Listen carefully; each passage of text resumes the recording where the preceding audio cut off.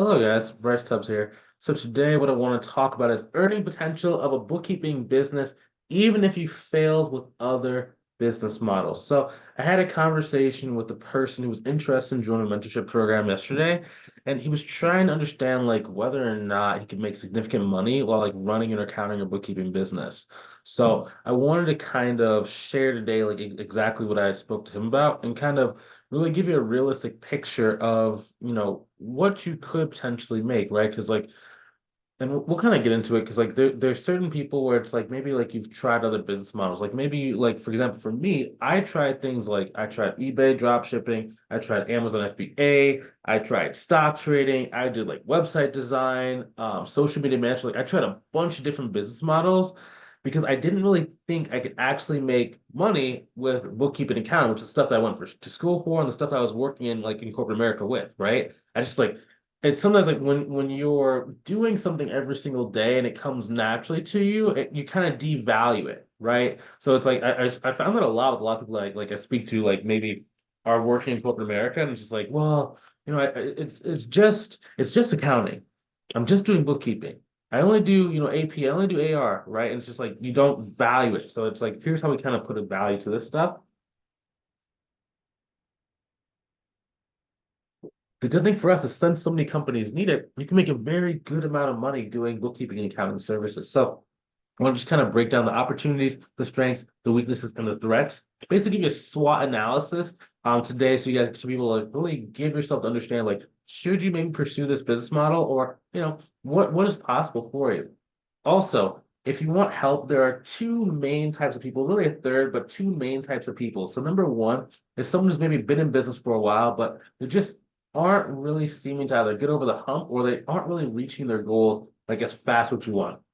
Like maybe you've been trying, but just kind of isn't working. It's like you can't quite put your finger on it, but like if you had someone who could help you out, who's a little bit further ahead than you, could actually help you, then I recommend that you're the person who can help.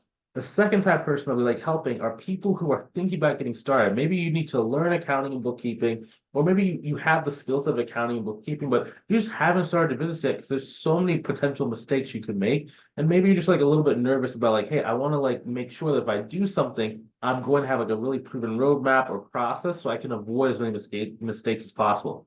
If either one of those is you, go ahead and click the link inside the description, either above or below the video. Book a call with myself or a member of my team to see if we can help you inside our training program.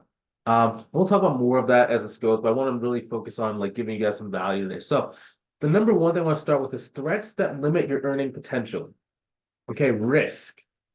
So a lot of people, especially, as accountants and bookkeepers, we kind of are risk averse to a certain degree, right? Now, I'm not saying like you never take risks, but it's just like we feel when there's like a risk, right? It's like, oh, I could do this, but like, I'm always evaluating. I'm always kind of seeing like, okay, so every time that I'm like driving, right, I'm trying to say, okay, if I make this turn, what are the chances that this person could speed up and not ignore my turn signal? Or what are the chances that if I try and pass this person, they naturally speed up, now I'm stuck in this lane, right? I'm always doing like a risk kind of analysis in my head, right? Even if it's automatic, it still kind of happens. Now, when it comes to risk in this business, a lot of people only have risk if they're thinking about very short time horizons. Okay, it's either I'm going to do it, and if it doesn't work in X amount of times, then I'm going to just stop, and business just doesn't work for me, right? Versus people that are successful and de-risk things, they expand the time horizons. For example, on this YouTube channel that I created this 2 years ago. I like started making videos. So January 2022, right? And when I did that, I was like, I don't know if anyone's gonna watch these videos.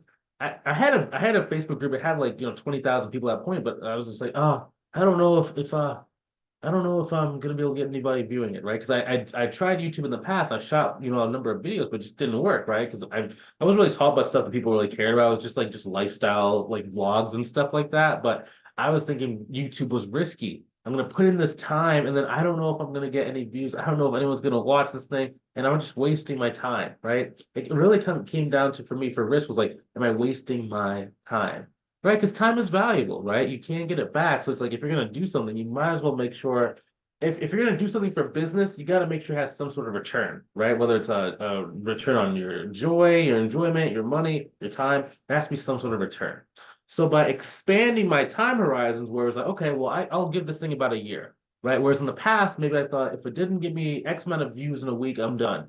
I said, okay, let me just give this thing like at least like 90 days to a year, right? If I can do this thing for 90 days and doesn't take off, at least I know I tried and just like that. What I started noticing was when I started approaching things with a much wider time horizon, it started working more easily because my expectations were lower and allowed me to have a different type of energy. When you put the right type of energy behind things and the right intentions behind things, you generally start getting returns. The same thing with my accounting bookkeeping business. For all those other business models I tried, like it was kind of like I would try it and it's like I had this like 2 week timer. It was like right around like 14 days of doing something. If it didn't start working, I started getting anxiety. I was like, oh my gosh, no one's buying my product. Like it's not gonna work. I'm gonna lose a lot of money. I'm gonna fail. And I literally get like these like a feeling in my chest. I would just feel so stressed out. And it wasn't because like I was losing money or anything like that. It was just like I was wrong, right? That's what it was. I thought incorrectly. I was wrong, right? But as I started being able to go and I like started spending more time, like when I started doing my accounting business, like it started to fail pretty quickly. Like I was struggling for the first like 6 months, right? And but what kept me in it was that I just kept spending more and more time. Even when I had to go back into the office, right? I was spending more and more time trying to build this. Like it was just come hell or high water, I was gonna make this thing work, right?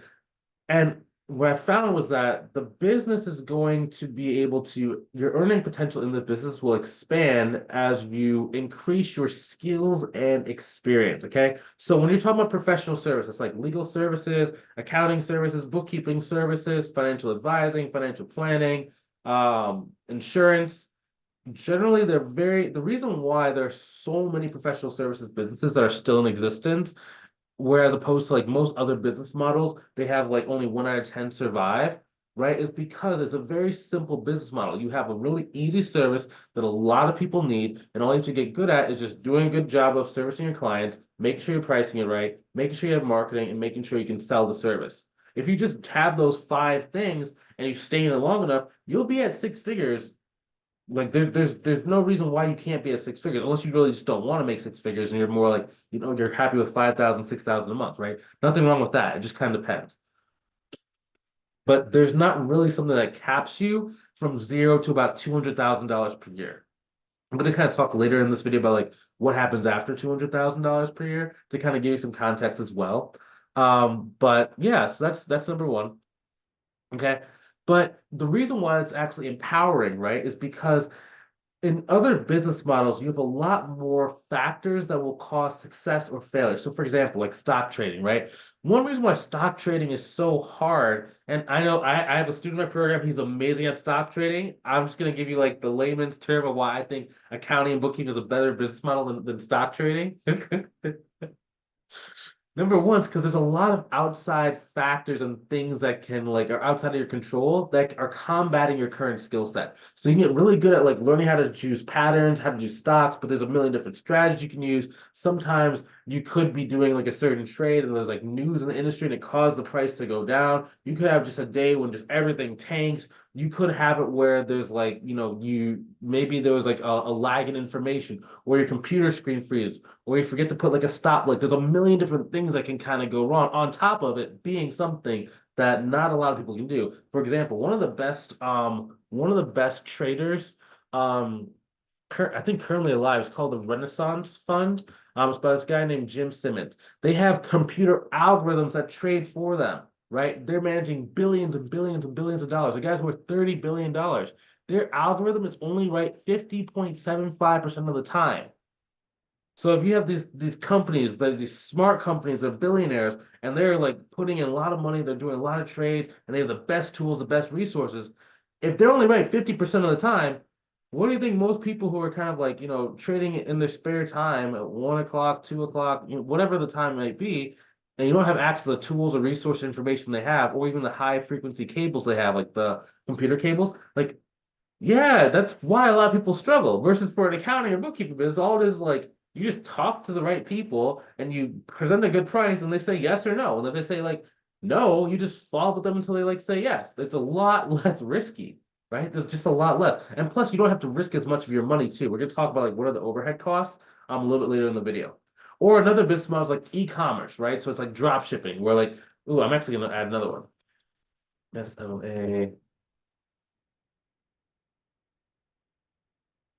This is my video, so I reserve the right to be able to edit my document while I'm filming it.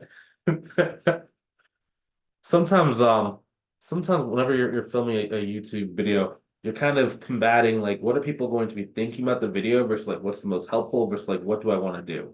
So like the other day I filmed a video, I was kind of out practicing with like my bow and arrow, and I filmed the video. It was very actually kind of cool, and it's just like I don't know if anyone's gonna like it because like I'm all over the place where I'm like walking and stuff, but it's actually kind of cool. I've done some videos in my car too when I'm driving, with my hands-free device or whatever. And I really like doing that kind of stuff. I want to kind of take you guys through more of my life and different things like that. So it just, excuse me, just kind of depends. Like that was a big thing. Like when I was first started, I was like, I don't feel like people would care about like what I do on a day to day. All they want is like, information so they can grow their business. So, as we do these longer videos, it just kind of goes. Okay, next is e-commerce. So something like drop shipping where the margins are very like low. So for example, for e-commerce, like maybe to go buy the product up front, or if you're drop shipping, like you don't have to buy the product, but the biggest cost is going to be marketing, the advertising costs, so like Facebook ads, Amazon ads, whatever the case may be. Oftentimes, if you're selling a product for under $100, your ad costs are going to eat up majority of your profits. So even though you might have like maybe a product that costs you a penny to build and you're selling it for like, $10, if it takes you $9 to sell the product, you're only making what, 90 cents profit each time. So the profit margin is very, very low. It means you have to be very, very precise, right? And then when you start trying to grow the drop shipping, most people start buying inventory. That means you have to put more money up front, and your margin's already so thin, right? So it's like it's more of a cash flow challenge. So it's like it's good for like scaling. You can scale them really far, but the profit margin is so low. It's like you have to like I had an e-commerce business. I was doing I did $114,000. I lost like I my at the end of the year I was negative $6,000, right? Because like my margin just got destroyed. That's also I wasn't using like accounting or bookkeeping the same way that like I do now. I was just kind of like feeling and just doing stuff, right? Because I was just trying, right? But it's just like it's so easy to go in the negative. Another one is like digital marketing agencies slash social media marketing agencies, also called SMMAs. The reason why those ones are the challenge with those, like, yes, you can charge from like $3,000 to $5,000 a month. It used to be 1,500 to 5,000 a month is like what you get, but most clients will only stick with you for like 3 months, 4 months, or if you're really good, like 7 to 8 months on average, right? But versus an accounting client is going to stick with you if you get the right client. Like some of my mentors have actually had clients for 25 years. That the same client's been paying them every single month for 25 years. Okay, that's crazy retention. So it's like you only have to get good at marketing just enough to fill up your practice to reach your revenue goal. And then from there, they're gonna stick with you. So you don't have to worry about like, you get a client, you lose a client, get a client, you lose a client, get a client, you lose like that's very, very frustrating. That's the weakness of like SMMA. So it's easier to get clients in some cases because you can just advertise to get clients. Everyone wants to kind of get more clients, more money, but it's harder to lose them because a lot of people have like weird expectations, even if you do a good job. Okay. Next thing is going to be low. If another threat someone has is like low supporting skill sets. So in general, if you don't have supporting skill sets, the amount of money that you can make is very limited because you have to learn skill sets like marketing and sales in order to actually get people to want to work with you and pay you the right amount of money. Okay. A lot of people like this is kind of a thing that I see a lot of people have. Even if they like have a job in accounting, like they want to just like learn a bunch of accounting because like I had a student, she was saying a potential client asked her one time, does she have extensive experience in QuickBooks? It's like, wait, but you've been doing you worked an accounting job for the last 10 years. Yeah, but I don't feel kind of honest, answer that question. Like, well, number one, was the guy looking to buy your service? No, he was just asking just in case he wanted to refer his friend. Okay. So he was a non-buyer. And then when he said extensive experience, like what does extensive mean? Extensive is like a gray area. Extensive can be like you spent 5 hours or something, or it can be like a million hours. Like what is the we need to take something that's gray and make it black or white. Or is he saying do you have 5 years experience? Do you have 5 days experience? Like what does extensive mean? Right. And then we need to unpack the thought process. Okay, well, I want to feel honest. Well, how can you feel honest if it was not like a true or false question? It was like a area of gray. It's like it's like it's like how green was the grass? Well, the grass, I mean, it was kind of green, but it had like brown spots. There was some dogs that like, use the bathroom in it, so it's like yellow. I can't tell them that the grass is green because there was parts of it that was like brown. It's like no. There are parts that are green. It's like you need a more. So what you should probably ask is, in this particular square of grass, are you looking for this square of grass? Because in this square of grass, it's green. But if you take the whole look of the field, there might be color on it, so it might be white grass. It might not be real grass, so it could be like, turf, right? So that could be brown, right? So it's like you have to be very specific in order to be able to give someone a really good answer, right? But so what that did was send her down a tailspin that she needed to go learn a bunch of like bookkeeping and accounting stuff. It's like, no, just learn how to identify who's a person that actually wants your services, right? Because that person didn't want your services, first of all. So anything he said, you would have had the wrong answer for. You know what I mean? So it's just like it's not about true or false. It's about like what is the real problem? What's the real like thing we need to go and handle in order for us to be able to go get clients? In her case, it was her marketing was off and her sales were off. Now, this is frankly it's before she started working with me, right? That's why she joined the program because she wanted to be able to go and get like better quality clients who didn't like give her like weird excuses, right? So I mean that's kind of why she was there. But that's what it takes. So it's not just about the accounting, right? That's a big fallacy that a lot of people have. And that's like why people go down that rabbit hole and then try and learn like a million aspects of bookkeeping and accounting before they actually start using it. It's like it's better to have just in time information than just in case information. Just in time means like as you need it, you go and research and you use it. Okay. Versus just in case, it's kind of like I want to learn every single thing. I want to go on a mountaintop and learn every single thing before I start going. And I'm not making fun of you. I'm just like I'm having fun. I'm not making fun, right? So I'm not teasing you. I've been there in certain scenarios too, right? Like when you're new to something, you maybe want to like feel like you know as much as possible, just in case like someone asks you a question you're not prepared for, right? I mean, that's okay. It's just, part of my job as a coach is to kind of give you a more realistic view of reality so you can get out of your own way and be able to actually go and start, having some success. So, how did I actually build these skill sets? Okay. I had this person on a call probably about, I vaguely remember it's like 2 years ago, and the person's like, well, you know, you figured it out, so I can figure it out. It's like I didn't just figure this out. Like it's not just something that just like you just kind of wake up one morning, you have a dream, and now you know every single thing. I spent thousands and thousands, spent $36,000 my first 14 months of my bookkeeping business. Okay, it doesn't just happen. Like there's a lot of people that kind of live in this kind of like zone of like I had an ex say this one time, and she was like she wanted to get a new job. And then she basically kept saying, like, in life, the right thing just kind of comes. And like, I'm dating a person, like in some cases I'm gonna say something, but like sometimes like your significant other, like they won't always believe what you say. So it's like, you kind of pick and choose your battles. So I was like, okay, and it was kind of like, yeah, I think you probably need to do something to kind of go out there and put yourself in a position to be able to do it.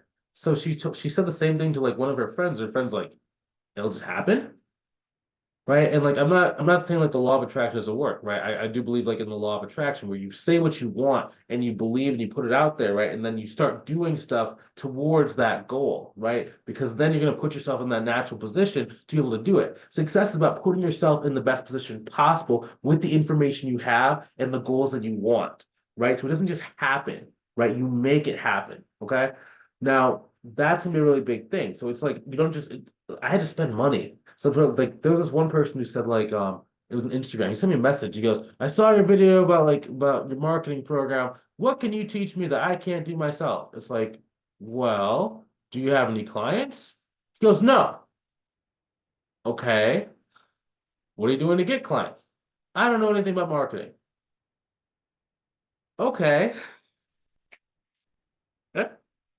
So I ended up talking to the guy and like I just started putting like my YouTube videos, so he'll probably sign up for the program like soon. But it was just kind of like there's a little bit of kind of like a delusion that certain people have where it's like it, sometimes people are kind of like they don't want to like invest in like courses and stuff like that. And like I understand like in some cases like people either they don't want to do something that could potentially be either a waste of time or a waste of money, right? So some people like the less money that people have, generally the more kind of protective they are of that money, which is kind of why I teach you guys to go after high value clients, right? Because higher value clients that are making, like 3 million, 5 million, probably when you get like to the $7 million mark, that's kind of where like we kind of teach the students to kind of cap out on, right around like the $7 million per year kind of mark. You're dealing with people that don't care about money as the same way. So I kind of learned this from when I was selling art. So my parents started doing like art probably when I was like um end of high school. And they would go like these art fairs and they would sell like these sculptures. And at first like they were selling sculptures for like $300, right? Or $400, trying to like get volumes. They just didn't know that, right? So one of the show promoters like, well, can you just do what you're already doing, just make it bigger? And like, yeah, you just charge way more money. It's like, well, if we make something bigger, like no one's gonna want to pay that, right? It's because like we when we were growing up, we didn't really pay a lot of money for art, right? We just didn't pay money for art. We like maybe had like one or two paintings that you get from like one store I have is called Myers or Meyer. I don't know. I always put an S on the end of it, but basically Meyer. And basically what it yeah, so we just didn't really put much value on it. But as soon as they started building it and like they would put their piece up for like 3,000, 5,000, 7,000, people would literally come to these shows with $7,000 in cash out of their pocket with their Rolex on and give them the money. And it's like, whoa, no questions. They just ask like, oh, what's your name? Oh, what's the piece about? Okay, how much? Oh, okay, boom, and it's done. It's done. And it's just like, whoa. Versus when you're selling something for like $300, like people ask, well, what's it made out of? How long you been in the art game? Um, what happens if it breaks? How do I know my wife will like it? What happens if my wife doesn't like it? What happens if it doesn't fit? It's just like the lower the amount of money, like the lower the buyer, because you're generally dealing with someone that has to protect the money. When you deal with a higher end person, they don't care about money. I was literally okay. Not to say like I'm like this like super rich person, right? I'm not like super billionaire kind of person, right? But I had a person, I was literally paying her $3,000 per month to write me 12 social media posts on my fit. So basically I took the 12 posts, put on my Facebook and my LinkedIn account, right? $3,000 a month. I did it for like at least I believe like 6 months. What was that? So three times six, that's about $18,000 for what's six times 12, 72 posts, right? Versus you guys are doing a service where you're working with these guys that are like, making like 3 million, $4 million per year, and you're afraid to charge them $500 a month, right? It's if you've been working with a lot of small guys, like it makes sense. But when you start moving the bigger guys, yeah, you charge what you need to charge, okay? Copying old firms. Okay, cool. Next thing is copying old firms. So the landscape of a large firm is a lot different than for a small firm. Okay. So which services do they care about versus which service do they kind of use as like a loss leader? I spelled this wrong. So when I say like a loss leader, oftentimes like companies that are like more like CPA firms, right? They are more focused on tax and tax planning because in some cases like it's easier for them to do in terms of like time versus like result, it can be a little bit easier for them to do and it's a little bit more fun for certain ones, right? So they'll just offer bookkeeping for like literally like $100 a month just to keep the people around and in contact for when the next tax season comes, right? But if you're copying or pricing off like big firms, I understand like why you would do it. It's like this firm is big, I'm following success. Yeah, but you have to understand like what are they actually trying to push and like what are they actually trying to sell? Right. When you have that, now you can understand, okay, so my service is bookkeeping and accounting is my only service. I probably need to charge a little bit more. Now, a reason why also is because for bigger firms, after a while they start going after volume rather than focus just on like upfront like cash flow. So as a small firm, you need to get as much cash as possible in the beginning so that you have enough money to leave your job, right? Cash up front is certainty. But as you hit a certain point or a certain scale, once you start going over, 500K, it's okay to maybe have more recurring revenue, or like maybe don't get the full cleanup up front. You can spread it over time, right? So after the reason why is because for a bigger firm, if they're looking to sell the firm, something is more stable and more predictable and more sure and certain when they have revenue that's supposed to be coming in, when their accounts receivable gets to a certain point, not too high, but when it gets to a certain point, right? Because even if they can't collect on all the money, like if someone defaults or someone just doesn't pay them, they can still either sell off the debt or they can still just show that they have money coming in, right? So the new owner doesn't necessarily have to go and like start things from scratch, right? So they're paying for certainty. But again, when we're starting out, your certainty is how much cash is coming in from your business. Is your business actually able to like support itself? Right. And then once you're able to do that, then you know it's good. But if your pricing are too low, or if you don't know how to collect cash up front, you're not going to be able to actually go and like, get the stuff that you need. Next thing is going to be like the marketing, right? So when copying an old firm, like keep in mind, like most old firms that are older than 20 years old, like those guys are generally going to be telling you to go and do networking events, which I don't mind networking events, but again, that's creating future revenue because most people at the networking event, you're going to talk to them for 6 months and they're finally going to like you. Then they're going to maybe refer one of their friends to you. Okay, so that means that you just took 6 months in order to actually get a consultation call from one of their friends who may or may not buy from you because you don't know if that person actually properly described your service to them or if the person was expecting to pay like $10 a month, right? So there's a lot of like what ifs. But if you already have revenue coming in, it makes sense because again, you're building certainty, you're building future revenue, future clients, right? Now, we do teach how to build partnerships and referral partnerships inside of our program, right?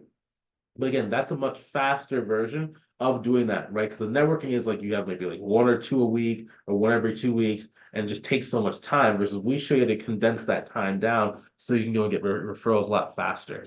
Who is this? Who's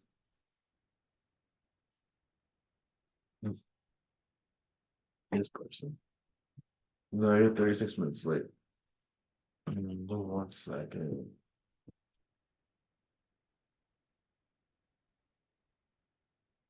Yeah, so there you go. It's this thing. Let me make sure it's the right one. I'm sorry, I just switched screens. Someone sent me a message. All right, cool. Next thing is service delivery. So they have a lot more people that can do the service delivery. If it's just you need to make sure you can make as much money as possible with the fewest clients so you don't have to be like having a million demands on your time. Okay. As you start scaling, you could maybe take on like smaller clients, but in the beginning, I always have you guys like focus on like clients between like, we're shooting for about $2,000, $3,000 a month, maybe even 1,500 per month, depending on like what you're going for, but it just makes the service delivery easy so you can actually be a little bit more certain that you're going to have enough money to leave your job. Cool. Next thing, trying to make your prices competitive. Okay. Be a leader, don't follow the crowd. Okay. Just like we talked about, you don't know the reason why someone's price is the way it is, right? There's a million different like strategies behind pricing and also which product you're going for, right? And why they're doing it, right? So you want to basically have a price that's based on the amount of transactions, level of complexity of the work, and a discretionary amount of swagger fees. So a swagger fee is a discretionary amount of money you can charge on top of your pricing structure based on your experience with the likelihood that someone is willing to pay for it. Okay. It's just a fun thing you can do. Like if you just like know this person, like, yeah, I'm gonna buy from no matter what. I have money, I don't care. And like there's like a little bit of money you can charge. In some cases, it can be 1,000 a month, 2,000 a month. It is very based on experience. That's why like the students in our program like talk to us about pricing, right? Because we give you the pricing calculators and stuff. We also give you the strategies on how to explain your price and also how to ad lib on top of the price during the moment. It's like one of our students, he was running his calculator and the work said it should be like $3,000 per month. But as he's talking, the guy's like, "Yeah, I'm paying my current bookkeeper like 5 grand a month. Swagger fee, $2,000 swagger fee." End of the day, he adjusts his calculator while I was going to adjust the proposal mid conversation. Goes, yeah, we charge about $5,000. Guys like, oh, okay, that's reasonable. But if you're so robotic and you're just copying what other people do, like you have no room for interpretation. And pricing is like an art. It's a mixture of a science plus an art, right? It's an artistic science because there's like a science how you should do it, but it's also a little bit of artistry, a little bit of give and take, and it just makes everything like super good when you're like really good at doing it. Okay, so that is next. Even from that pricing, charge the right price. Price gate keeps your sanity and getting paid sooner rather than later. Okay, so in terms of earning potential, right? You should like on average for our students on our program, our students on average sign up between about 3,000, about $5,000 per month to their monthly recurring revenue every quarter, right? So that means that worst case scenario, you add about $1,000 per month every single month, right? Best case is you get to 10K per month in 2 months. It just kind of depends. We have had some people get to 10K or even 15K a month in like 7 days, right? But I like to speak in terms of averages so that people don't kind of have like unrealistic expectations. Like I don't want you coming in being like, I have to make 10Ks in 5 days or else I hate you forever, Bryce. Like that's not helpful for anyone that's involved. That's not what a successful business owner does. Like we think in terms of long time frames, not just like 5 day time frames, right? So charge the right price, okay? Because it's a lot easier to get to a higher revenue goal the larger the clients are. Like we said, if you get two clients for 5 grand or one client for 10 grand, like you're automatically at the six-figure zone very, very quickly, right? Versus if you have a bunch of clients for like $100 a month, that's gonna take you a long time to go get there, you know? So that's gonna be important. Next thing is price keeping. Price is gonna like gatekeep your sanity. Remember what we talked about when they're smaller clients, they ask you a lot more questions. That's not just before they give you money, that's also after they give you money. Those people that micromanage because they have enough time to micromanage you, they're giving a higher percentage of their revenue to you at like, so let's say someone's making like $100,000 per year. If you're getting like, we'll say like let's say they pay you $10,000 over the course of the year. That means you just took 10% of like their revenue, right? And if their profit margin is not very high, they need a lot of that money. So they're like looking over your shoulder, making sure they're protecting their investment, right? Versus for someone, if it's like they just give you $5,000, no questions asked, in a 20-minute call, they probably don't need that money that much. In a lot of cases, like they might like ask you questions, but the amount of questions they ask is way less than the person that's paying you like $100 a month, right? Next thing when it comes to pricing, I'm trying to get paid as soon as possible. I'm not trying to get paid later, right? So if it's a cleanup, I'm trying to get 100% upfront for the cleanup. Or if it's like, if they don't want to give me 100%, maybe we'll do 80%, then 20% after it's done, or 50 and 50. Like I'm trying to get as high as possible. Because remember, it's about cash in your bank account provides certainty. Okay. In the beginning, it's not just about future revenue, it's about I need cash now, right? Because there is a chance for a cleanup. The person doesn't pay you, then you have to go take them to like either collections, or you have to send them a bunch of emails, or you have to go and even take them to court, and then you get your money. Not saying you'll have to do that, but I'm just saying protect yourself at all costs by getting payment up front. Now, if you don't know how to get payment up front, that's something we can work on inside the program. We can show you how to do that. Okay. So that's actually going to come down paid up front. Okay, so let me move into sales. Okay, this is another strength that's going to be like really impacting your ability to earn money. Okay, number one, getting respect. If people don't respect you, they're not going to want to pay you the right amount of money. Okay, if people do not trust you, they're not going to want to work with you at all, no matter how much you're asking for. Next, a good thing about sales is how to shorten the sales cycle. So sometimes what happens is like you might do a sales consultation call, the person goes, let me get back with you. And you don't really have the right sales skills, so they get back to you like 6 months to a year later. And then they say at the end of that call, let me get back to you. And you never end up signing them up. Being better at sales and how to get them to when they first say, I need to think about it, you handle the objection, you understand what is the actual misconception they have or reason why they need to think about it. You eliminate that. Now you're able to get paid within like 1 to 3 days of that, right? For my student Audrey, she said about $28,000 a month. Her average time for when she gives someone a price to when they sign up is about 5 days. That's on average, right? I know a lot of people where it's like it takes them 3 months to pin someone down after they give them a price, right? But why? It's because she has better quality sales skills, which shorten the sales cycle. Okay. Another element of sales is getting paid more money up front. Okay, so let's say that they're thinking about paying you $1,500 a month. Okay. Do you know how to get that paid up front? So they basically pay for a year up front or 6 months up front, right? Do you know how to do that? Or do you at least, if even you don't know how to do that, do you know how to get them to pay in the beginning of the month? Or are they kind of pushing it to like at the end of 30 days? Or are they trying to push it to like after all the work of the cleanup's done, then they give you 100% of the money. Right? That's about sales skills. That's about sales skills, like what you allow, like what are the standards you allow. I had a student who just joined the program. She was saying that she was doing a pretty good amount of revenue in the past, like she restarted her firm, but in the past she would always have to chase down money. Because like anytime she would do like a cleanup or a project, they would say, "Oh, I'll pay you at the end." But then she'd have to send a million messages. I'm done. Like, oh, let me approve the work. Oh, I don't approve of the work, right? And they just keep like, and she was had to like, she even had to like take a couple of her clients to court because they just weren't paying her, right?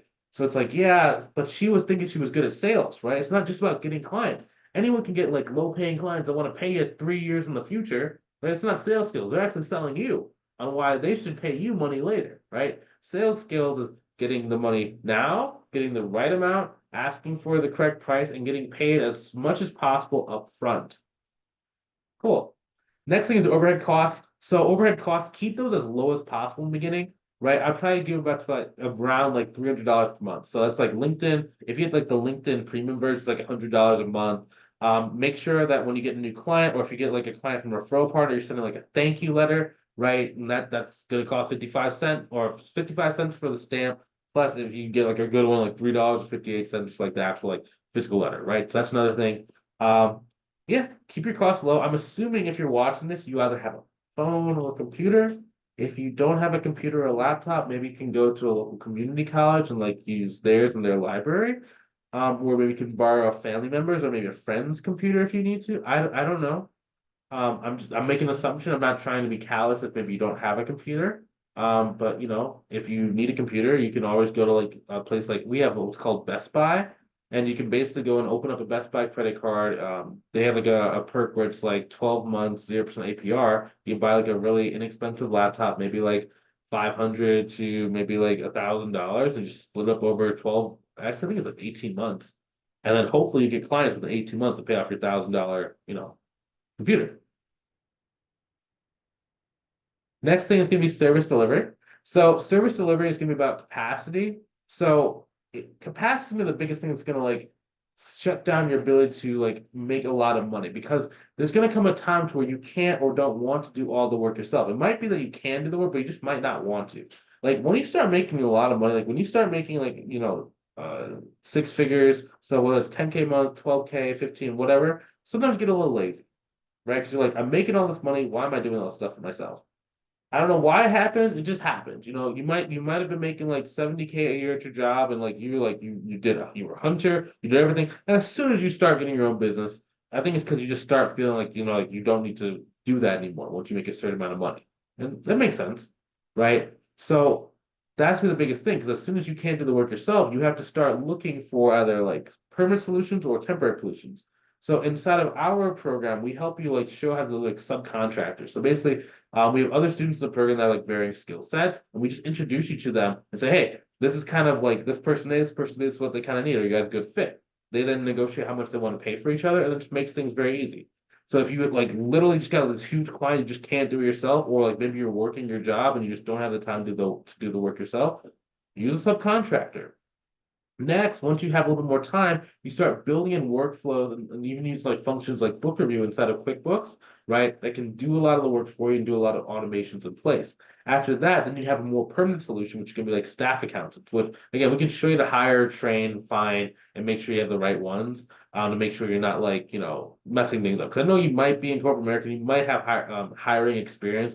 It's a lot different when you have like a small business. It's a lot different. I can't tell you why. Like logically, it doesn't make sense why it's so different. It just is. Okay, so you might have hiring experience for a big company, but when you're doing it for a small company, it's drastically different. Especially if it's a small online and remote company.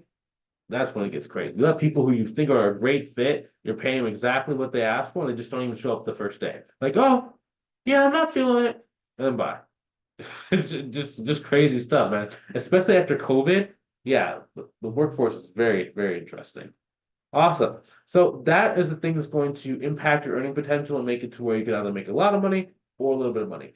Now, if you want some help growing your business, like maybe you've been trying, it's just not going the way you want, or maybe you've been thinking about starting your business, but again, it's just not quite moving, or you just want to avoid a lot of mistakes. Like you're like, hey, if I start this thing, I want to make sure I have certainty I'm going to actually reach the goal. If either of those are you, go ahead and click the link inside the description, either above or below the video. Book a call with myself or a member of my team, see if we can help you inside of our program, okay? It's not a good fit for everybody, so we will be very honest with you if I don't think it's a good fit. Because the last thing I want is to sit there with you for 6 to 12 months and have to argue with you every time I see you, because maybe something's not working, okay? So I only want to work with people who I think I can help and who I'm very, very confident that I can help. So if that's you and you want to see if I can help you and see if you qualify for the help, go ahead and click on the link inside the description, book the call. I'll see you on the call. If you're not quite ready, that's okay. I make these videos to help you out until you're ready. Okay. So I'll see you in the next video. Take it easy. Talk to you soon.